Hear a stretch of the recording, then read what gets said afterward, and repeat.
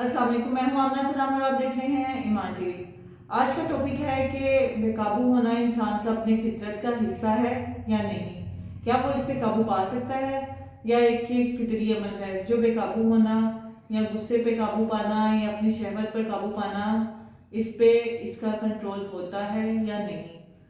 कुरान और हदीस और सुन्नत के रूप में हम देखते हैं इसको। हज़रत अनस रज़ियल्लाहु अन्हु फरमाते हैं कि रसूलुल्लाह सल्लल्लाहु अलैहि वसल्लम ने फरमाया,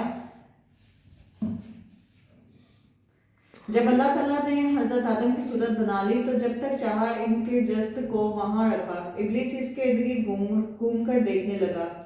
इसने यह देखा कि ये जिस्म अंदर से खोखला है, तो इसने जान लिया कि ये ऐसी सरशत पर पैदा किया गया है कि ये खुद पर काबू नहीं रख सकेगा। तो ऐसा ही है कि इंसान में ना तो अपनी शहवत पर काबू पाने की ताकत है, ना गुस्से पर काबू पाने की ताकत है, और ना ही इसी ऐसी कैफियत पर काबू पाने की ताकत है जो उसको अपने कहने रन टाइम पे या फिर उसे उस टाइम ज़रूरत है, यानी गुस्सा हो गया, दर्द हो गया, तकलीफ होगी या शहवत किसी तरह की भी कैफियत पर इंसान काबू पाने में फेल है या काबू पा नहीं सकता अगर वो चाहे भी तो। उम्मीद है आपको आज का टॉपिक अच्छा लगा होगा। आइंदा के लिए अल्लाह हाफिज़।